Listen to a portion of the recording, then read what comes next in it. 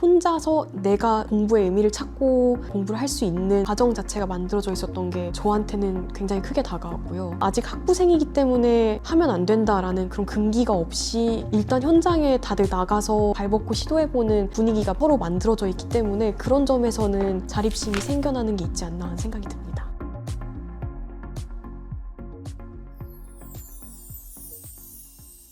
안녕하세요. 제도와 공간을 경유하여 미술사를 연구하고 있는 윤하린입니다. 윤하린 학생은 굉장히 겸손하고 자기절제력이 강한 친구라고 저는 생각을 했어요. 근데 제가 말씀드리는 겸손함이라고 하는 것은 학문을 대하는 자세로서의 겸손함에 가깝다라고 생각을 합니다. 그 부분에서 윤하린 학생은 항상 열려 있었고 본인 스스로 굉장히 냉정하게 판단하고 평가하는 친구로서 저는 기억을 하고 있습니다.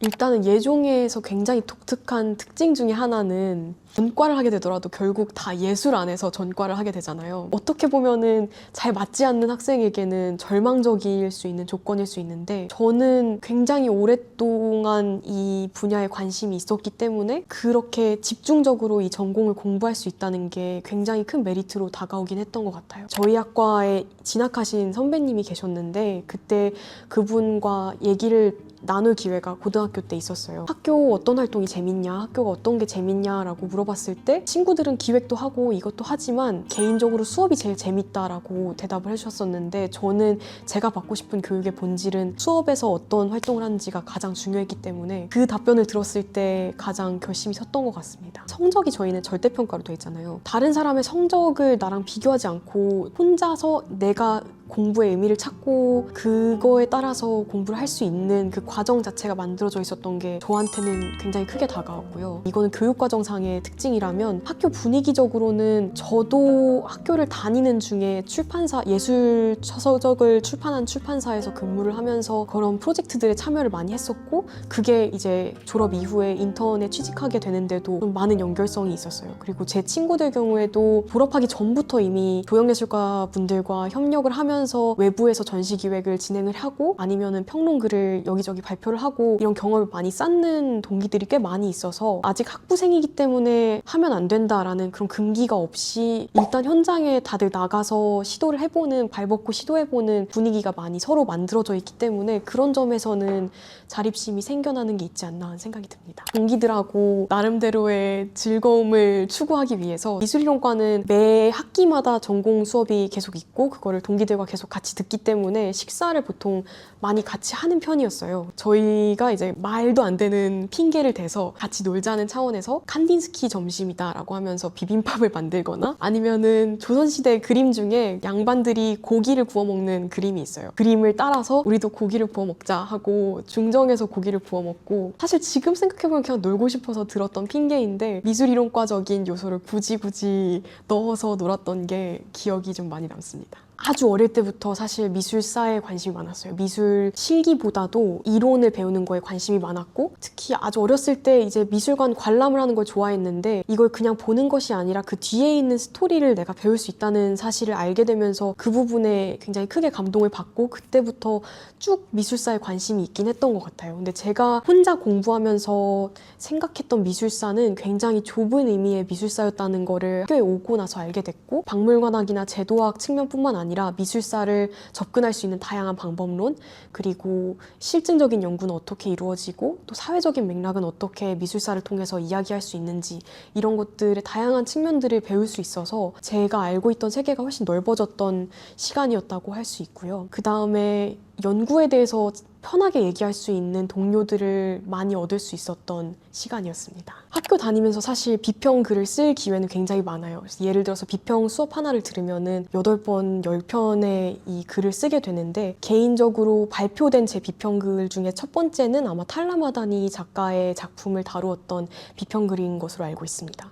이 작품의 경우에는 제가 그 해 여름에 우연히 팔레드 도쿄라는 그 해외에 있는 공간에서 그 작품을 보고 이제 한국에 돌아와서 한 달 달 정도 후에 보았던 북서울시립미술관 전시에서 동일한 작품을 보게 되면서 저만의 스토리를 담아서 저만의 관점으로 이 이야기를 풀 수 있겠다는 확신이 들면서 썼던 글이었어요. 그래서 비평의 기회는 다양하게 있지만 저는 개인적으로 다른 사람들이 보지 않은 저만의 경험을 담아서 새로운 관점을 제시할 수 있겠다는 생각이 들 때 비평글을 주로 작성하게 됩니다. 윤한 학생은 자신에게 더 엄격했기 때문에 그런 어떤 모습들은 분명히 강의자나 지식 전달자로서 연구자로서의 태도를 전달해야 되는 저 같은 사람 입장에서 봤을 때 분명히 눈에 보이거든요. 경우에 따라서는 제가 갖고 있지 못했던 모습이었기 때문에 부러웠고요. 한편으로는 저도 그런 부분에 있어서 윤하린 학생의 어떤 자기절제라고 할까요? 또는 자기에 대한 엄격함, 그런 부분들이 긍정적으로 느껴졌으면서도 또 한편으로는 앞으로 계속 연구를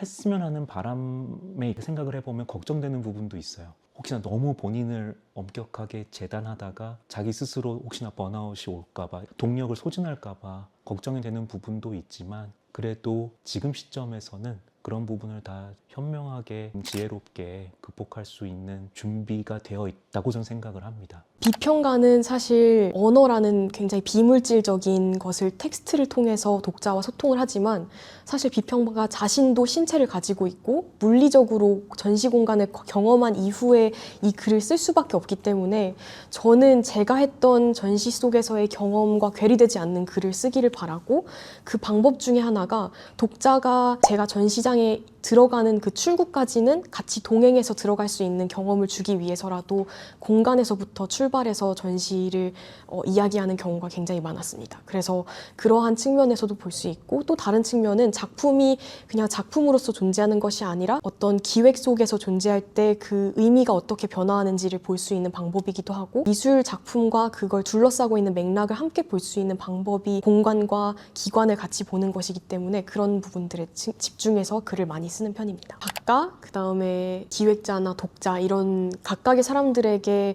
다른 의미로 다가갈 수 있을 것 같은데요. 일단은 작가분들과 기획자분들의 경우에는 제가 주변에서 이제 기획하는 분들을 보았을 때 하얗게 불태워서 전시를 준비하고 그걸 철거할 때는 또 나름의 허탈한 느낌을 들기도 하고, 기획을 마쳤을 때 피드백에 대해서 사실 잘 받지 못하는 경우도 있다라는 얘기를 많이 들었는데요. 열심히 꾸린 이 전시에 대해서 어떤 한 사람이 이렇게 보았다라는 신호를 좀 주고 싶은 것도 있고요. 그다음에 독자분들의 경우에는 약간 가이드 같다는 말씀을 하셨는데, 제가 전시 전체를 이렇게 이끌고 다닐 수는 없지만 적어도 제가 여기에 진입하는 과정부터 어떻게 관람했는지를 어느 정도 동반하고 같이 볼 수 있도록 초대를 하는 느낌으로 읽어주셨으면 하는 생각을 많이 합니다. 비판적인 내용을 쓸 때 가장 크게 고민하게 되는 부분일 것 같은데, 제가 하는 게 정답이라고 할 수는 없지만 저는 개인적으로 어떤 비판점을 찾으려고 할 때 어쨌든 최대한 작가가 처음부터 끝까지 준비하려고 했던 의도가 무엇이었는지, 그리고 어떤 걸 구성하고 싶었는지를 최대한 글에는 우선 먼저 담아준 다음에 비판으로 넘어가는 방식을 택하긴 합니다. 그래서 어떠한 이유로 어떠한 방식을 택했고 그걸 구현하는 방식에서 왜 구조적으로 어떤 일부 한계들이 드러났는가를 일부 살피는 방식으로 얘기를 하다 보면은 작가분께서 의도했던 것들, 그리고 기획자분들께서 의도했던 것들에 대한 최소한의 존중을 하면서 제가 발견했던 어떤 한계점들을 나름대로 담을 수 있지 않나, 그런 절충안을 나름대로 찾긴 하는 것 같습니다. 글을 쓰고 싶은 궁금해지는 것들이 계속 제 눈에 밟히기 때문에 계속 하게 되는 것 같습니다. 연구의 경우에도 왜 이러지? 왜 이런 것들이 이렇게 발생하지? 이걸 이 측면에서 보면 어떻게 다르게 볼 수 있지? 하는 궁금증이 계속 생기는 경우가 있고, 평론글의 경우에도 아까 말씀드린 것처럼 글을 꼭 쓰고 싶어지는 전시들이 계속 눈에 보이게 되고, 또 편집 같은 업무도 하게 되는데 그런 것들도 제가 제 글로만 둘러싸여 있을 때 받는 스트레스들이 있는데, 거기서 조금 숨통을 트이면서 다른 사람의 글을 타인들에게 전달이 될 수 있도록 가공을 해주고 투명인간 같은 역할을 하게 되면서 그게 나름의 숨통이 트이고 쉼이 되기 때문에 그런 것들이 저에게는 계속 하게 되는 동기가 되는 것 같습니다. 제가 쓰는 작품들이나 전시들이 제가 하고 싶은 말을 전달하는 어떤 매개체로 전락하지는 않기를 진심으로 바라지만, 저도 사람이기 때문에 늘 가지고 있는 생각이나 관심사 같은 것들이 존재하고, 그렇기 때문에 자연스럽게 뭘 보더라도 제가 원래 관심을 갖고 있던 것들에 집중을 하게 되고, 그런 측면들이 저도 모르게 나오기는 하는 것 같아요. 이걸 어떻게 생각할까 고민을 하기도 했었는데 비평 글이 쓰이는 그 지면을 하나의 만남의 공간이라고 생각하면은 더 쉬운 것 같아요. 기획자가 설정해놓은 공간에 들어가서 작가가 어떠한 의도를 가지고 만들었던 작품을 저의 입장에서 관람했을 때 나올 수 있는 글을 생산해냈을 때 단순히 이 품을 옮겨 담는 것도 아니고 제 주장을 쓰는 것도 아닌 어떤 이 세 가지의 만남을 통해 쓸 수 있는 제3의 질문들이 나올 수 있는 기회가 생긴다고 생각하기 때문에 그런 점에 집중해서 좀 만남의 차원에서 글을 쓰게 되려고 하는 것 같습니다. 예술인으로 활동하시는 모든 분들에게 적용이 될 수도 있을 것 같은데 저는 제가 쓴 글을 저는 열심히 써서 제가 만족할 때까지 아니면은 적어도 제출할 수 있다고 느낄 때까지 수정을 하고 일단은 내기는 하지만 그게 공개가 됐을 때 과연 누가 읽을지 읽고 어떤 감흥이 있을지 불확실한 상태의 글을 내놓는 경우가 많은 것 같아요. 그리고 공연이나 전시보다도 글의 경우에는 그 독자의 이야기를 들을 기회가 그렇게 많지가 않은데 가끔 제 글을 읽은 걸 기억하고 다가와서 이제 이 글 어떻게 읽었다, 이 글이 어떤 점이 좋았다라고 얘기해주는 사람들이 있는데 그런 접촉들이 있을 때 굉장히 크게 감동을 하고 그럴 때 보람을 많이 느끼는 것 같습니다. 물론 본인도 본인이지만 다른 사람의 이야기를 경청하고 그것을 본인의 의견에 적용하고 반영할 수 있는 포용력이 있는 친구다라는 그 생각을 본인의 어떤 그 자랑스러운 그리고 본인이 갖고 있는 강점으로 생각하고 낙담하지 말고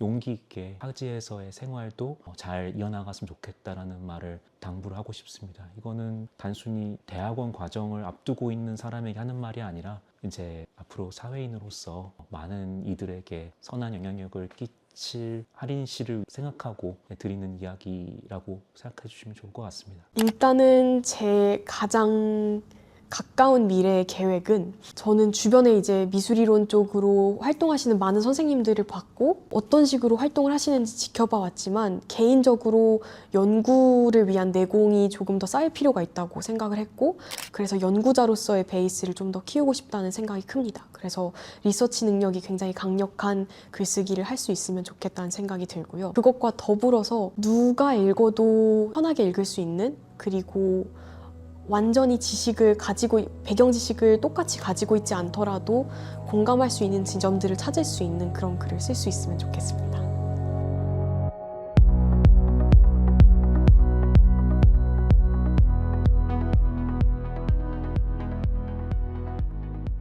하나를 딱 정해놓고 그게 이루어지길 바라기에는 불확실한 요소가 너무 많긴 한 것 같아요.